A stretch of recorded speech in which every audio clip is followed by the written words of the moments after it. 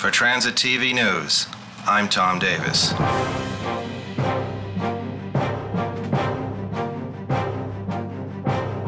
The Obama administration is planning to push for new sanctions against Iran, targeting its energy, financial, and telecommunications systems if it does not comply with international demands to come clean about its nuclear program.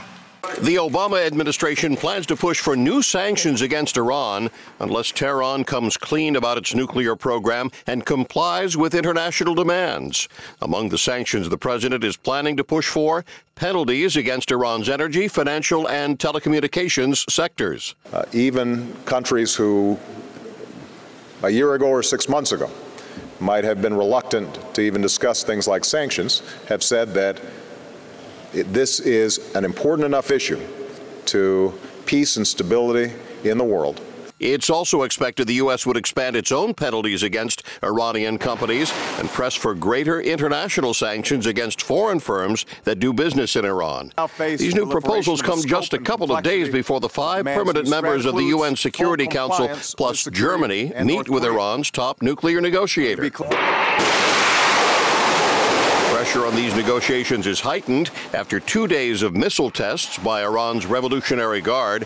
That followed the U.S., Great Britain, and France, revealing Iran is operating a secret underground nuclear enrichment facility. And obviously, these were pre-planned military exercises. I think I would lump any of these into the provocative nature with which Iran has acted on the world stage for a number of years. Iran continues to say its nuclear program is for peaceful purposes only. Experts don't expect much to come out of this week's talks in Geneva. A second round is expected to take place sometime in November. If Iran does not address the international community's concerns by then, it's expected the U.S. and its partners will move forward with new penalties. John Belmont, The Associated Press. Rescuers pulled more bodies from swollen rivers and debris-strewn streets, bringing the death toll from this weekend's flooding to 240. There is also concern because of the 2 new storms brewing in the Pacific. Rescuers continue to pull more bodies from swollen rivers and debris-strewn streets in the Philippines after massive flooding over the weekend. The death toll more than doubled Monday and now stands at 240.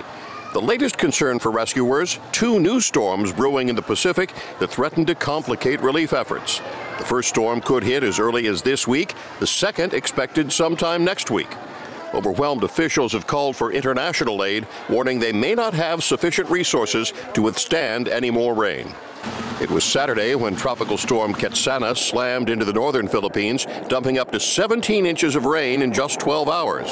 All that water sent people fleeing into the streets, upending cars and destroying entire villages.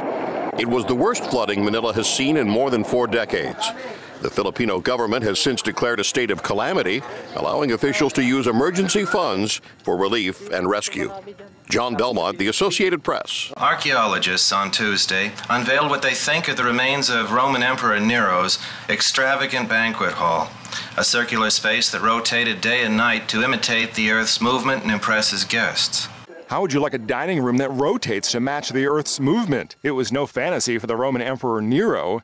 Nearly 2,000 years ago, he had such a room in his palace. The lead archaeologist says her team was very excited when they made the discovery. It had been described in ancient Roman texts. She says once archaeologists discovered the foundation of the banquet hall with a diameter of more than 50 feet, they went to an ancient source that told of the Senacio Rotunda, which turned continuously. The lead archaeologist says the find is significant for 2 reasons. She says it's architecturally extraordinary because it has pillars larger than any other found in Roman architecture, and because it's probably the room that has been written about. Nero didn't have much time to enjoy the marvel. He committed suicide in AD 68, the same year the palace was completed. Matt Friedman, The Associated Press.